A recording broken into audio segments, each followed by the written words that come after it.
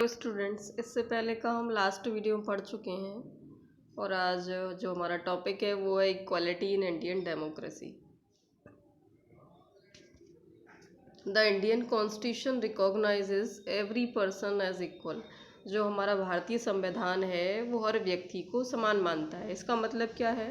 This means that every individual in the country including male and female person from all castes, religions, tribes, educational और economic backgrounds are recognized as equal।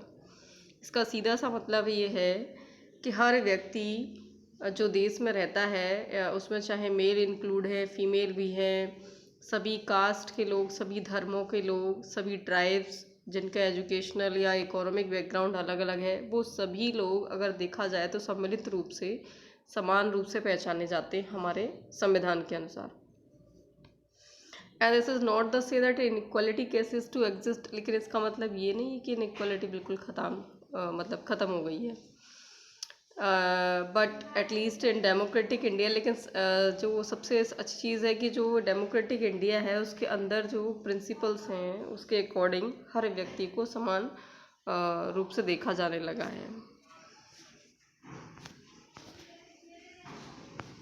And while earlier no law existed to protect people from discrimination. लेकिन उससे पहले क्या होता था कि लोगों को डिस्क्रिमिनेशन से प्रोटेक्ट करने के लिए कोई लॉ नहीं था, ठीक है। And now there are several that work to see that people are treated with dignity as and as equal.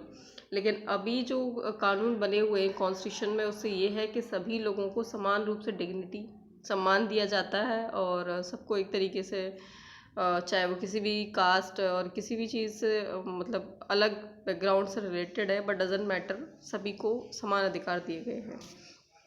And this recognition of equality included some of the following provisions in the constitution.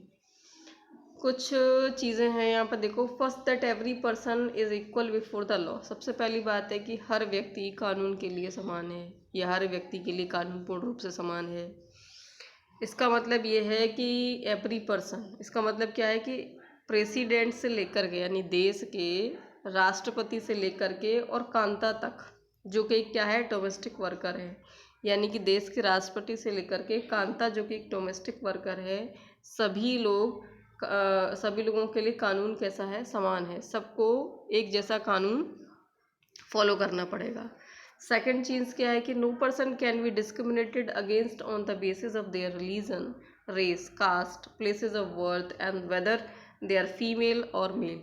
दूसरा यहाँ पर क्या चीज़ है कि कोई भी person discriminate नहीं किया जा सकता किसी के भी साथ, मतलब एक अस्पृश्यता जिसको बोलते हैं, यानी कि डिस्क्रिमिनेशन वाला जो व्यवहार है वो उसकी धर्म, जाति या फिर बर्थ प्लेस, या वो फीमेल है या मेल है, इन सब के आधार पर उसके साथ इस तरीके का डिस्क्रिमिनेशन वाला व्यवहार नहीं किया जा सकता है। थर्ड है, every person has access to all public places including playground, hotel, shops and markets. और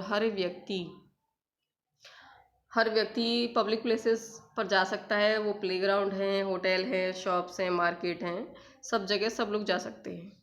and all person can use publicly available well, road and bathing Ghats. यानी हर व्यक्ति क्या कर सकता है, जो पब्लिकली यूज़ किए जाने वाली चीज़ें हैं, जैसे कि कुएँ हैं, रोड हैं, या जो नहाने के घाट हैं, वो सारी चीज़ें यूज़ की जा सकती हैं। और फोर्थ जो चीज़ है, अनटचेबिलिटी हैज़ बीन एबोलिश्ड। यानी कि जो छुआछूत और ये सारी चीज़ें जो मानी जाती है अनटचेबिलिटी, वो सब खत्म कर दी गई हैं। तो पहला क्या है, पहला पॉइंट आपका ये कह रहा है कि जो प्रेसिडेंट है उससे लेकर के घर में काम करने वाली कांता जैसे लोग, सबको समान रूप से कानून फॉलो करना है। दूसरा है कि कोई भी पर्सन, उसके धर्म, उसकी कास्ट, उसके बर्थ प्लेस और उसके फीमेल या मेल होने पर उसके साथ कोई भी डिस्क्रिमिनेशन नहीं किया जाएगा, ठीक है ना, कोई भी भेदभाव नहीं किया जाएगा।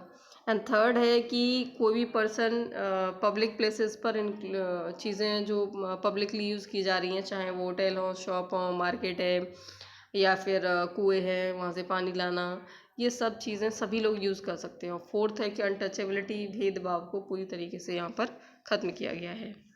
And the two ways in which the government has tried to implement the equality that is guaranteed in the constitution is first through law and second through government programs and schemes.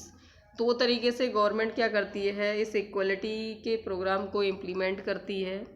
पहला है कानून के ज़रिए और दूसरा है government के programme और स्कीम के ज़रिए. ठीक है, दो चीज़ों के ज़रिए वो इस चीज़ को लेकर के आती है. And there are several laws in India that protect every person's right to be treated equally. और बहुत सारे कानून यहाँ पर बने हुए इंडिया के अंदर जो व्यक्तियों के अधिकार हैं उनको समान रूप से ट्रीट करने के लिए, उनके प्रोटेक्शन के लिए, कि उनका बचाव किया जा सके. In addition to law, the government has also set up several schemes to improve lives of communities and individuals who have been treated unequally for several centuries. बहुत सारे लोग हैं जिनकी कम्युनिटी और जो इस तरीके के लोग हैं जिनको बहुत लंबे टाइम से कोई कहा जाए तो इनइक्वली ट्रीट किया जा रहा है बहुत लंबी सेवरल सेंचुरीज से. तो गवर्नमेंट यहाँ पर बहुत सारी स्कीम उनके लिए लेके आई है ताकि उनकी जो लाइफ स्टाइल है या फिर जो उनके प्रॉब्लम्स हैं उनको सॉर्ट आउट भी किया जा सके, और उसके अलावा जो उनके साथ असमानता का जो व्यवहार हो रहा था उसको ख़त्म किया जा सके. These schemes are ensure greater opportunity for the people who have not had this in the past. और ये उन लोगों के लिए एक बड़ी अपॉर्चुनिटी है जिन लोगों के पास पहले से ये सारे अधिकार नहीं थे. ये जो स्कीम गवर्नमेंट लॉन्च करती है वो कहीं ना कहीं लोगों को आगे बढ़ाने के लिए, जो लोगों को पास पास्ट में सारे राइट्स नहीं थे और अनइक्वली बिहेव किए जाते थे, तो उन लोगों के लिए एक ग्रेट अपॉर्चुनिटी रहती है. इसी में से एक देखा जाए तो एक स्टेप है जो गवर्नमेंट द्वारा लिया गया है, वो है मिड डे मील स्कीम. ठीक है, तो मिड डे मील स्कीम के अकॉर्डिंग क्या है कि जो स्कूल है, जो गवर्नमेंट एलिमेंट्री स्कूल है, वहाँ पर एक प्रोग्राम चलाया गया, प्रोग्राम को इंट्रोड्यूस किया गया. एंड इसमें ये होगा कि जो चिल्ड्रन है उनको लंच वहीं पर पका करके दिया जाएगा. आई होप आप लोग सभी लोग अवेयर हैं मिड डे मील से. जो खाना दिया जाता है दोपहर का वो स्कूल में ही पका करके दिया जाता है, एंड ये गवर्नमेंट स्कूल में सब में होता है. तो सबसे पहले जो इस स्कीम को लॉन्च करने वाला, इस स्कीम को लागू करने वाला जो वो था स्टेट अपनी कंट्री का, वो था Tamil Nadu. Tamil Nadu was the first state in India to introduce this scheme. उसने सबसे पहले इंट्रोड्यूस किया इस स्कीम को अपने यहाँ पर, और फाइनली 2001 में सुप्रीम कोर्ट ने ये सभी स्टेट गवर्नमेंट को मतलब एक तरीके से ऑर्डर कर लीजिए या फिर एक तरीके से उन लोगों से कहा कि इस तरीके जो स्कीम है within 6 months you have to start in your schools, government schools. तो जब उन्होंने देखा कि तमिलनाडु के गवर्नमेंट ने जो है स्टेट ने क्या किया है कि अपने जो भी स्कूल है वहाँ पर इस तरीके की स्कीम को लॉन्च किया है कि वही जो मिड डे मील है, वो जो दोपहर का खाना है वो बच्चों को वहीं पर पका कर दिया जाएगा. तो फाइनली सुप्रीम कोर्ट ने भी जो अदर स्टेट गवर्नमेंट थी उसको भी 6 महीने के अंदर ये कह दिया कि 6 महीने के अंदर आप लोग भी अपने यहाँ पर इस तरीके की स्कीम को लागू कीजिए. And this program has had many positive effect. अगर देखा जाए तो इसके बहुत सारे पॉजिटिव इफ़ेक्ट्स रहे थे, जैसे कि जो पुअर चिल्ड्रन थे और ज़्यादा से ज़्यादा उन लोगों ने क्या किया, एनरोल किया खुद को, और ज़्यादा से ज़्यादा रेगुलरली वो अटेंड करना शुरू किया उन्होंने स्कूल को. Teachers reported that earlier children would often go to home for lunch and then not return to school, but now with the midday meal being provided in school, their attendance has improved. तो यहाँ पर अगर teacher से उन्होंने report लिया तो teachers reported कि भाई जो बच्चे जो हैं पहले घर पे लंच करने के लिए जाते थे वो वापस स्कूल नहीं आते थे लंच करने के बाद. सेकेंडली क्या हुआ कि जब से मिड डे मील शुरू हुआ है उसके बाद स्कूल में जब खाना मिला है बच्चों को तो उनकी जो अटेंडेंस है उसमें काफ़ी इम्प्रूवमेंट देखने को मिला है. बच्चे जो है प्रॉपर स्कूल आ रहे हैं. और उन्होंने कहा कि जो मदर्स हैं उन्हें अपना काम छोड़ करके और क्या करना पड़ता था, अपने बच्चों को खाना खिलाने के लिए आना पड़ता था घर वापस.